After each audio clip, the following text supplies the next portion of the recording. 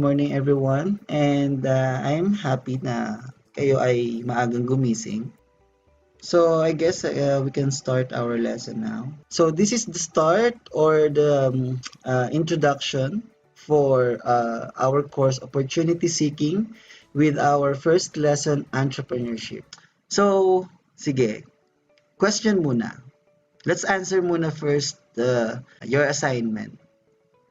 So my question there is, what is entrepreneur? Okay, let's answer the pre-assessment. So alam niyo na ba kung ano ang ibig sabihin ng entrepreneur? Yes po. O sige, Mr. Mendoza, what is entrepreneur for you? When we say entrepreneur po, it is we are talking about po the person, the one who runs the business, the one who manage the business po. Okay, thank you. What else? Carillo. So, an entrepreneur is a person with creative ideas and who seeks to establish a business or create a venture that products or good or services. Resurrection. Entrepreneurship po, sila po yung nagmamanage ng business, nagde-develop po, and who organize, manage, and assumes that risk of a business or enterprise. Okay. So manages and create business. Oporto? Wants to answer? Yes, sir. Yes, Miss Oporto. An entrepreneur takes on most of the risk and initiative for their business and is often seen as visionary or innovator. So innovator and risk takers, entrepreneurs. Yes, sir. Okay. What else? Dematera. An entrepreneur po is an individual who starts a new firm, taking on the majority of the risk and reaping the majority of the gains. The entrepreneur is frequently viewed as an innovator, a source of fresh concepts for products, services, businesses, and operational methods po. What else? Mr. Sino ba to? Solanga.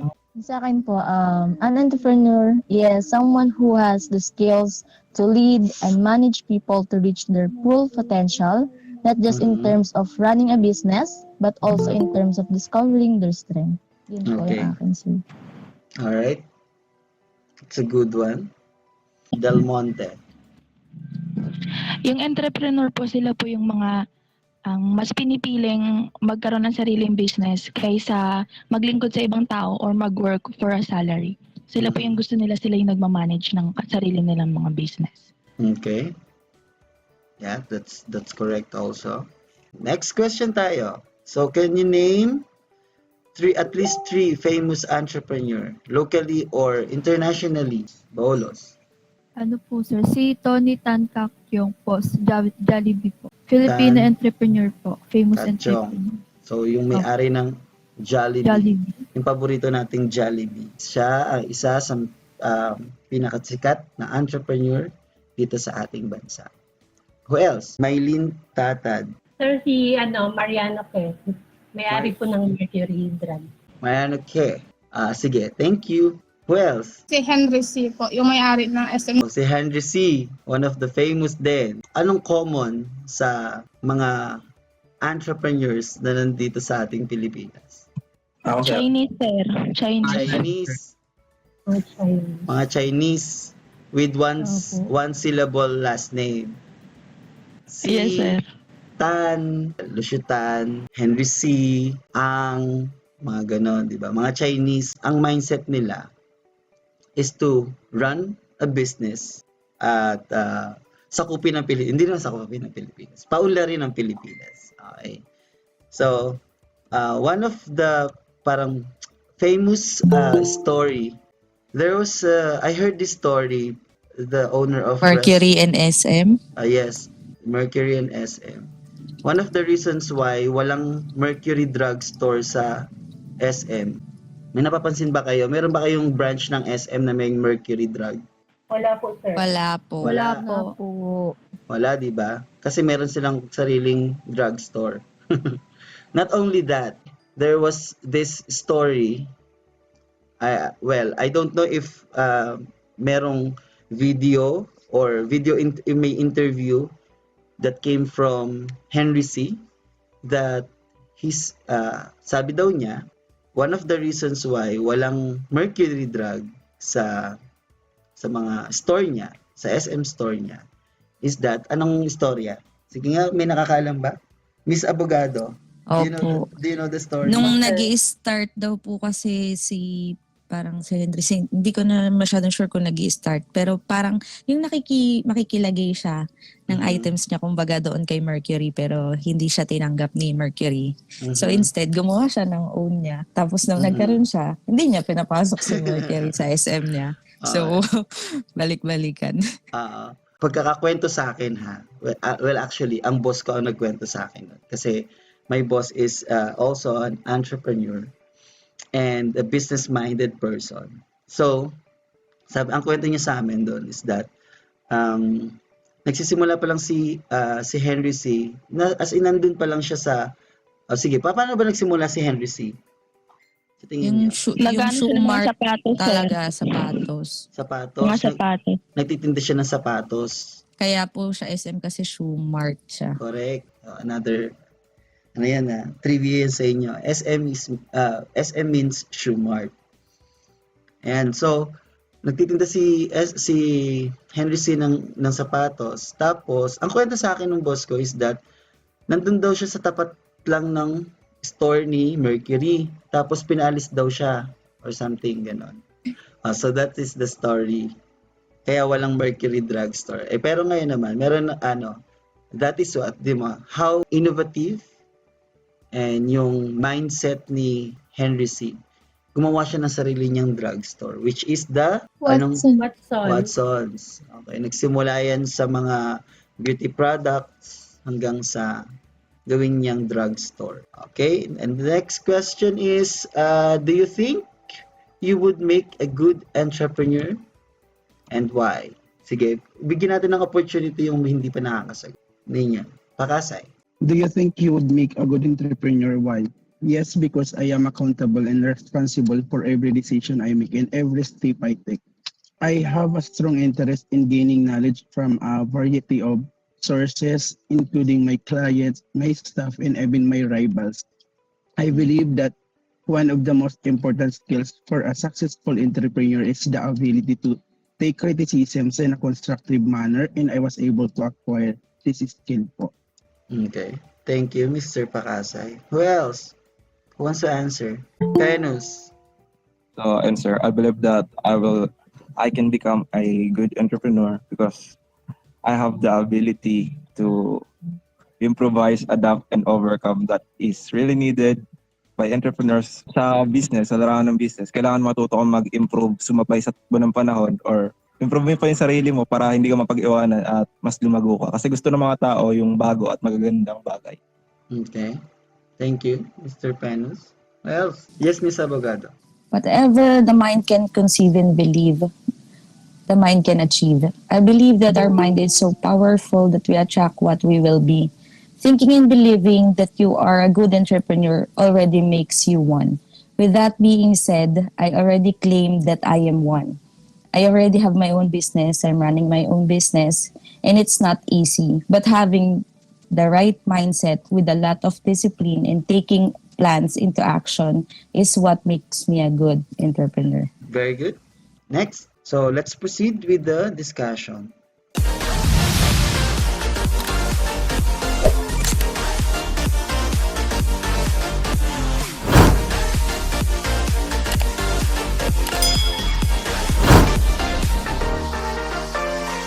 So first, let's define entrepreneurship. Siguro naman, since second year na kayo, alam niyo na yung meaning ng entrepreneurship. Entrepreneurship is a proactive of developing a business venture to make a profit.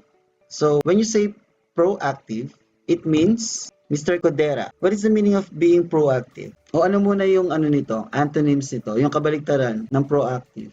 Oh, I have two questions already. What is the meaning of being proactive and what is the antonyms or kabaliktaran ng proactive? Yung kabaliktaran po yata sa reactive.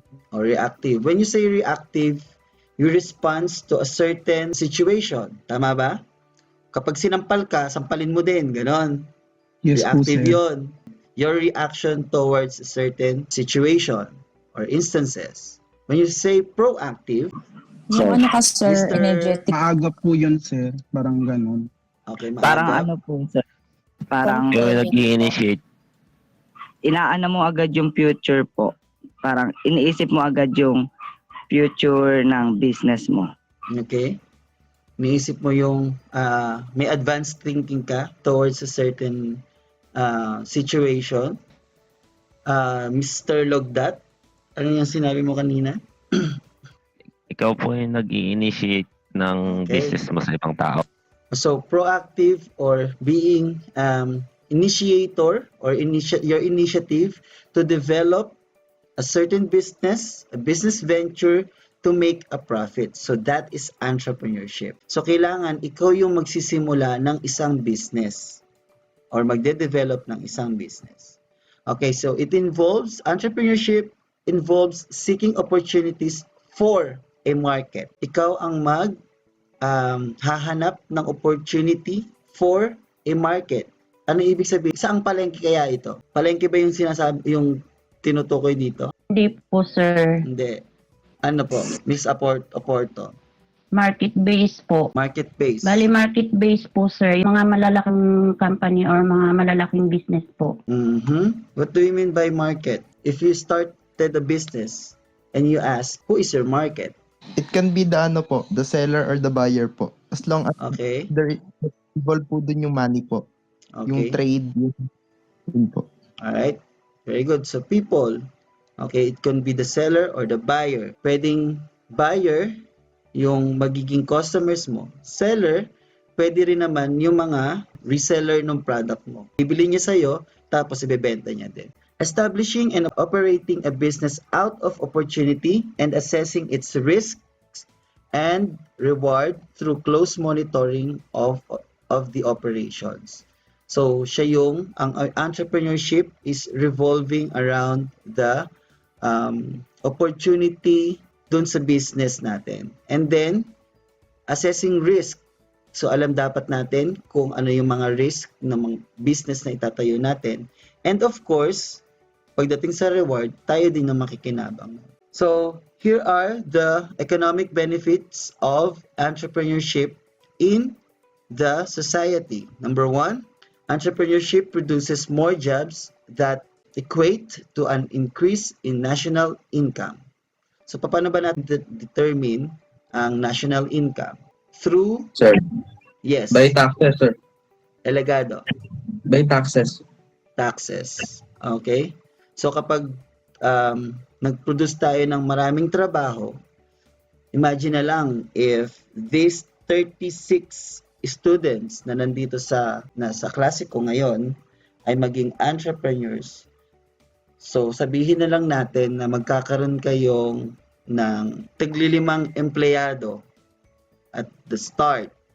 Okay, 36 times 5. Tick-tock, tick-tock, tick-tock. 36 times 5. 180. 180. Okay. So, 180 employees ang magkakaroon ka. And so, 180 taxpayers ang pwede mong ma-contribute sa ating national income.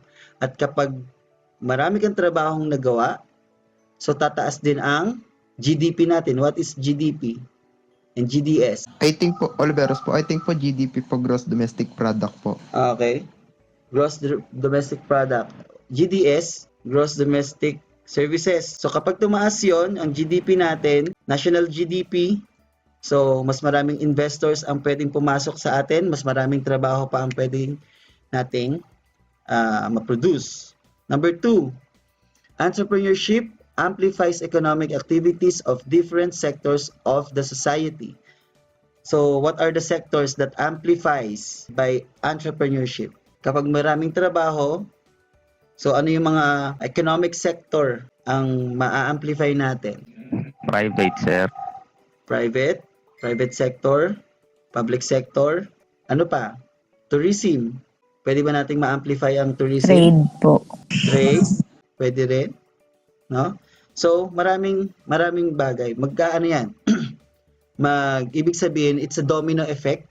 when entrepreneurship takes place in a society. Next, number 3, entrepreneurship introduces new and innovative products and services. So magkakaroon tayo ng mga bagong products at mga serbisyo na pwede nating i-offer sa ating market. Number 4, entrepreneurship improves people's living standard. So, yung dating mahirap na 2 beses lang kumakain, kapag binigyan mo ng trabaho, magiging 3 beses silang kakain. So that is how entrepreneurship improves people's living standard. Kung yung dating mga tao hindi nakaka-travel, kapag binigyan mo sila ng trabaho, magkakaroon sila ng income, makakapag-travel sila. They will have certain income or spare money for their other wants and needs. Number 5, entrepreneurship disperses the economic power and creates equality. So, creates equality. Siyempre, yung mga mahihirap, kapag binigyan mo ng trabaho, mapupunta sila dun sa middle class. Or even kayo, kung sa tingin nyo is nasa middle class kayo or nasa lower class kayo, kapag naging entrepreneur kayo, kayo ay magkakaroon ng mas maraming pera, medyo aangat yung buhay nyo from low to middle to high. And entrepreneurship controls the local wealth and balances regional development. So yun nga, pag nagkaroon kayo ng business, local wealth meaning dun sa inyong local government LGU. 'Di ba? Sa city ninyo, sa province ninyo, o sige, sabihin na natin let's start with the barangay. Sa barangay ninyo, kung dati hindi gated yung bahay nyo, kapag naging entrepreneurs kayo at kumita kayo, sabihin, si Miss Abogado, social, nakagate ang bahay. Si Miss Abogado, 3 floors na yung bahay. And balances regional development. So, per city, per municipality, yan. Once, sabi ko nga sa inyo, it's a domino effect. Your success will be the success of your environment or your surroundings. And entrepreneurship reduces social conflicts and political unrest. What do you mean by this? Social conflict. Kasi ang mga social conflicts is, lacks of job. Political unrest is that competition throughout the market. Yung competition ng isang product or yung isang services sa isang market. So these are the economic benefits of entrepreneurship in the society. So next question is, sino na ngayon ang tatawagin nating mga entrepreneurs? So who are the entrepreneurs? First, let's define entrepreneur. Entrepreneur has a French origin that was coined from entre, which means between, and pendre, which means to take. Sige. Binasa ko na lang siya ng ganyan for you to understand, okay? But the correct pronunciation yan is entre because it's French, which means between, and pendre, which means to take. To take in between. So parang sinasabi mo na ano ba yung gap. So entrepreneurship is filling out the gap of the market. Entrepreneur. Entrepreneur. So entrepreneurship is filling out the gap in the market. So ano ba yung mga kulang? Kasi hindi natin kayang i-provide lahat ng pangangailangan ng market. So what we do, since we cannot provide everything sa market, kung ano yung mga nandiyan na, hayaan na natin sa kanila. Ano pa ba yung mga kulang? Ano pa ba yung pwede nating gawin? Okay? Ano pa ba yung pwede nating i-innovate, mas pagandahin para sa market natin? So entrepreneur is an individual who identifies a need in the marketplace and works to fulfill it. Yan, tulad yan sinabi ko, ano ba yung mga kailangan pa? Okay, ano ba yung mga kulang at kailangan pa na pwede nating improvise sa market? Ngayon pa lang, iniisip nyo na pwede nyong gawin in the near future. Entrepreneur is an individual who starts a business seeing the ability to fulfill that identified need as an economic opportunity. Nakikita daw ng entrepreneurs kung ano pa ang mga kailangan sa ating ekonomiya so that we can start our own business. It is also a unique individual who has the innate ability and extraordinary dedication to establish and manage a business, acknowledging all the risks and reaping its rewards. Innate ability and extraordinary dedication. So may kailangan may dedikasyon kayo or porsigido kayo to establish a certain business. Alam nyo yung mga risk, alamin nyo dapat. Hindi nyo lang basta alamin, pero you have to acknowledge the risk na ang negosyo ay hindi puro income yan. Hindi puro pakabigyan ng pera. May risk dyan. May losses yan. But at the end of the day, we gain profit out of the business. And so, with this, sino nga bang makikinabang kapag saging successful yung business natin? The entrepreneurs also, or tayo din. Also, entrepreneur will only expect returns once he or she already added or created value out of an opportunity. Sa tingin mo, what is the meaning of this, Miss Carillo? Pag nagtitake risk po yung entrepreneur, sir, syempre may expected na po silang maibabalik. The more you risk, the more na may mababalik po, sir. Okay, thank you, Miss Carillo. Miss De Matera. Like what Miss Carilla said, sir, yun nga po, yung they only expect returns po, yung once he or she already added, oh my God, or created value out of an opportunity. I'm so sorry, sir. Hindi ka natatawa. Kasi na-realize mo, binabasa mo lang din yung yung nasa slides. I'm so sorry. Ako, sir, try ko po. Sige, Sir Ayun po, Ortega. sabi po, di ba po sinabi rin po nila na pag isa kang entrepreneur or businessman, high risk, high reward. Ibig sabihin po, kapag may ininvest ka po na pera doon sa ginawa mong business, syempre po, as a businessman or entrepreneur, mag-expect ka po na may maibabalik sa yung pera po. Ganun. Okay. Try ko, sir. Yes, Miss Abogado. Siguro po ang sinasabi nito na expect returns when he or she added or created the value is, for me, is parang once na nagawa niya ng stable yung business. Kasi when you say you created the value na, syempre yung with great thinking mo or parang nakagawa ka na ng technique, kumbaga sa sobrang pag-iisip mo na kung paano ka makakakuha ng mga returns, tapos naging stable na nga siya. So yun na lang, doon ka pa lang makakapag-expect na once na nag-stabilize na siya, na pwede ka nang umano ng returns mo. So, once na, for example, I am the entrepreneur, kapag na-stabilize ko na yung technique na business ko, kumbaga po, doon lang ako mag-expect ng return. Yun ba yung sinasabi mo? Yes po, opo. Okay. For me, ganun siya. Okay.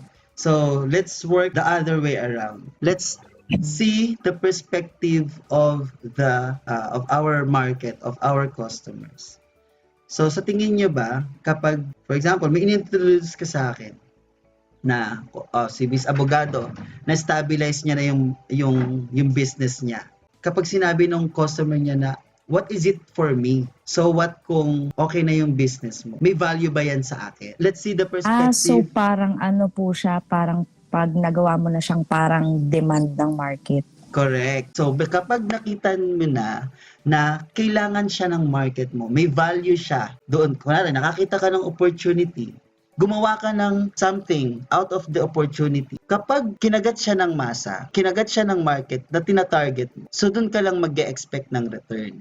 Yun ang sinasabi na we will only expect returns once we added value or created value doon sa opportunity na nakita natin or doon sa business na ginawa natin. Di ba nagsulputan ng mga milk tea shops? Yes po. Ayan. So nagsulputan ng mga milk tea shop, halos lahat na ng kanto may milk tea shop, tama? So sa tingin mo ba kapag ikaw ba nagtayo pa ng isang milk tea shop, you're filling up the gap? Hindi na, sir. Hindi na.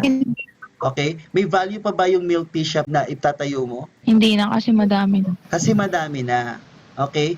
So ibig sabihin, kailangan yung gagawin nating business is may value sa ating mga customers. Kumbaga, it's unique. So we innovate unless na i-innovate mo yung isang milk tea or yung milk tea product into something else. Or new flavors. new flavors or new product out of that milk tea.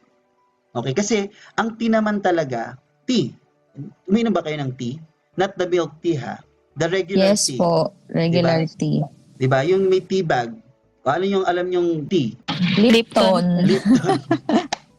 Okay, Lipton tea, okay?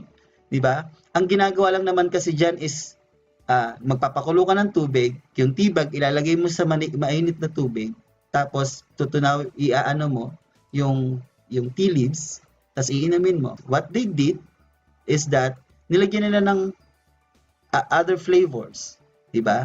So that's Tamis. yung Kasi tamis. usually ng tipo, di ba, walang lasa. Walang lasa, 'di ba? So they innovate the product. So that is the milk tea. Ngayon, kung magtatayo ka na naman ng panibagong milk tea, so what's the difference of that? Okay? So that is, we will only expect returns once we added or created value out of the opportunity na kailangan ng ating market.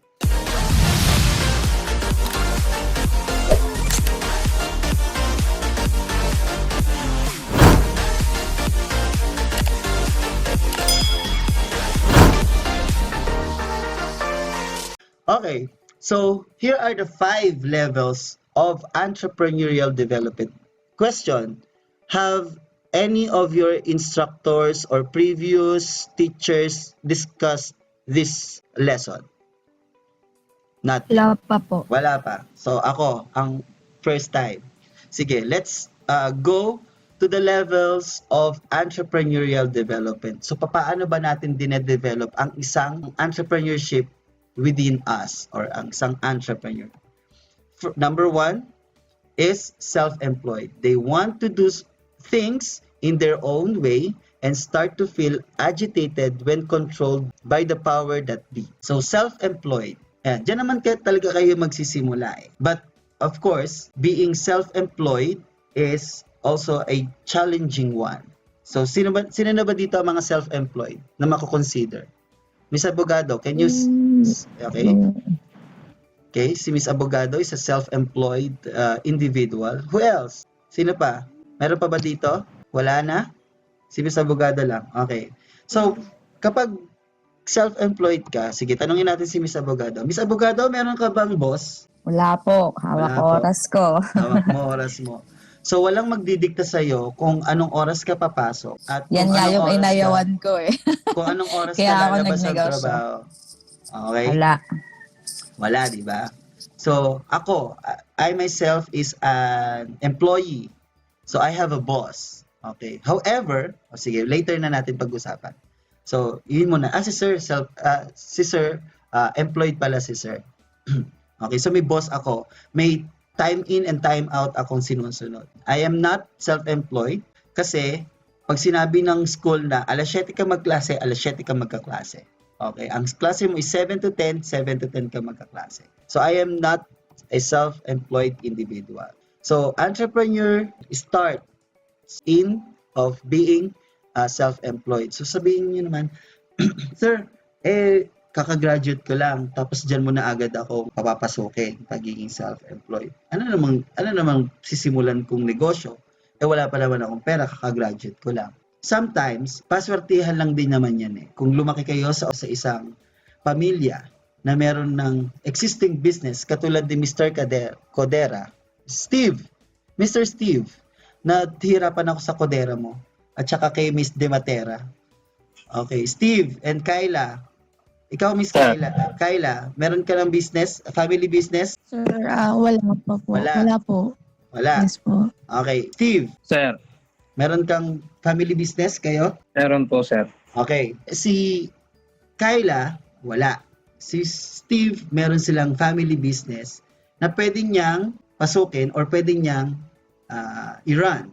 Tama? So the difference between the two of them is that pwede bang maging self-employed si Steve?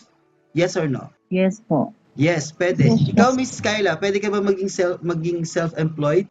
Maybe yes, maybe no, sir. Okay, pwedeng yes, pwedeng no. No, kasi wala ka namang existing family business. Yes, you can actually look for a bank, a lending institution to borrow some money and then make your own business. So that's the difference between the two. Now, merong existing business at walang existing business. Number 2, the manager. Entrepreneurs in this level feel the need to step up and ask some help from others. So once running your own business, you are also the manager of your own business. Tama ba ako, Miss Abogado? Yes po. 2, step up. Ibig sabihin, you take the extra steps on overseeing what is happening to your own business or to the business. Di ba ang manager ay nag-oversee ng operations? Di ba? Sila yung nagsasabi na, oh, gawin mo yan. Oh, gawin mo to. Di ba? Ganun yung mga managers, tama? Sarap nun. Di ba?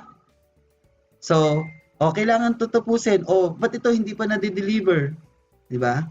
So, Mr. Steve, if time comes, now, graduate ka, and you want to take over on your business, you have to step up on a certain level na ikaw yung magmamando dun sa mga empleyado ng business ninyo. So, that is the second step or second level, being the manager of the business. They delegate and hire potential employees to do the work. Delegate. What do you mean by delegating tasks? Mag-a-assign po. Pag-a-assign. So not only assigning, but delegating is giving them the power to do a certain decision on their level. Ibig sabihin, for example, ako yung manager. Sinabihan ko si Miss Janice Oporto na, okay, sabihan mo yung mga staff natin na pumasok ng maaga. So, Miss Janice has the authority na papasukin yung ng mas maaga or magbigay ng sanction dun sa mga employees na hindi papasok na maaga. Tama? So, delegation is giving or transcending power doon sa binigyan mo ng task. So, that is the being manager. Second level is the leader. So, this level already enjoys seeing people flourish, stepping up and producing great results with minimal supervision. So, leaders, you will only consider you're a leader kapag nakapag-produce ka na ng isa pang katulad mo. Since ikaw na yung naging manager. Okay? From self-employed to manager, the leader, na kayang mag-oversee ng isang operation with minimal supervision. Yung tipong si manager pa rin ang magtatanong pa rin sa'yo si manager na, anong dapat nating gawin dito sa ganyan. Kasi ibang level na yung decision making na ginagawa niya at kailangan ng approval ng higher ups niya. So, they now focus on the big picture and strategic direction of business rather than in generating sales and operating the business. So, yung mga leader na yung tumitingin na ng bigger picture, hindi lang sila nag-oversee ng operations. So, if this is the operations, itong level na to, nandito ka na. Ano pa yung pwede natin gawin sa operations? Okay, ano yung mga strategies? Ano yung direction ng business natin? Are we going to pursue this way? Straight lang ba tayo? Kakanan ba tayo? Kakaliwa ba tayo? Or mag-step back tayo? So that is the leader. Sila yung magsasabi kung saan napatungo yung direction ng business natin. That is being the leader. Next is the investor. They look for more opportunities for their business to grow. Ano pa ba yung pwede nating pasuking business? Sabihin na natin si Henry C. Nung nabubuhay pa siya, nung nagsisimula pa lang siya. Saan siya nagsimula? Sapatos. Tama? Hanggang ngayon ba sapatos lang ang tinitinda niya? Hindi po. Hindi na po. Hindi, di ba? So, from tagatinda ng sapatos hanggang sa pagkakaroon ng sandamakmak, sandamakmak talaga the term, no? Na SM store sa bawat city, magtatayo siya. Hindi lang yon, hindi lang department store ang tinayo niya. Meron din siyang supermarket, meron din siyang bangko. Ano yung bangko ni SM? BDO po. BDO. Meron din siyang bahay. SMDC. Mga developments. Sa kanya din yun. Meron din siyang may resort din siya. Alam niyo kung saan resort niya? Sa Pico Sands. Or sa Pico del Oro. Hamilo, Pico del Oro. Kay SM din yun. Sir, yung end user, kay Henry C. din po ba yun? Pwede din, there is a big possibility na binili na niya na rin yung, or merong share si SM Group. Okay, meron din siyang mga, ito, yung Tagaytay Highlands. Kay SM na rin to. In short, sinakap na tayo ni SM. And also, yes, meron din siyang hotel, Taal Vista Hotel. Sa kanya na rin yan. Binili niya na rin yan. Meron siyang amusement, Sky Ranch. Sa kanya din yan. Sa SM Group din yan. Okay? So, we will not only stick to one opportunity. We look for more to grow our own business. So, they will delegate a suitable manager for such operations and will act as director. So, kapag ikaw na yung leader or investor, ikaw na yung director, ikaw na yung magmamanage ng different managers or different leaders under your watch. When this becomes successful, they will now become the true entrepreneur. So, Miss Abogado, medyo malayo-layo pa tayo sa sinasabing true entrepreneur. Tama ba? Yes malapit, po. malapit na? Hindi ko rin by choice, hindi kasi dahil may kids. Kaya pinili ko lang po yung pero feeling ko nun, kasi medyo nung gusto ko ng own shop, kaya lang hindi ko pwedeng pabayaan yung mga bata. Kaya, so yun lang yung muna yung pinili natin. Pero minsan naman medyo skipping in a way po. Kasi kahit nang sabihin mong nagiging manager ka in a way, kasi nga may mga nade-delegate ka, kaya lang hindi siya ganun ka stable. Kasi kunwari, by merong mga pa-order na marami, so doon ka lang makakakuha ng tao. Seasonal pa. Hindi pa siya Tas So, in a medyo way, malayo pa. malayo pa. Oo, malayo Medyo pa malayo naman. o malayong-malayo pa? Okay. Hindi yan. Kaya yan. Kaya yan, kaya kapit lang. So, one example is Tony Tan Caktiong, the founder of Jollibee. Si Jollibee, nag-start lang yan sa, if I'm not mistaken, 3 or 4 core products lang ang meron siya. Hamburger, yung ice cream, spaghetti, at saka yung chicken. Yes po. Tapos, yung shop niya po, yung yung ice cream man shop. Yan ganun lang. Niya, tapos pinalakihan niya lang po. So, doon siya nagsimula. Okay? So, ngayon ba, yun pa rin ang tinitinda ni Jollibee? Di ba hindi na? Madami na siyang tinitinda. Marami na po. Di ba? So, with this, from being self-employed to the manager, to leader, to the investor, is, why is 5? Pero 4 lang siya. Sorry, wait lang. It's only 4. Sorry guys, it's 4 lang. Hindi ko siya na-edit. Sorry.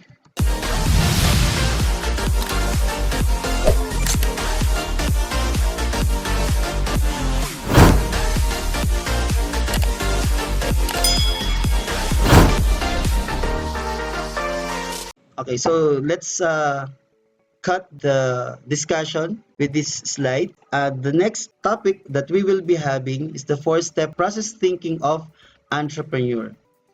Ayan, so I think businessman is more of thinking how to gain more profit for the business.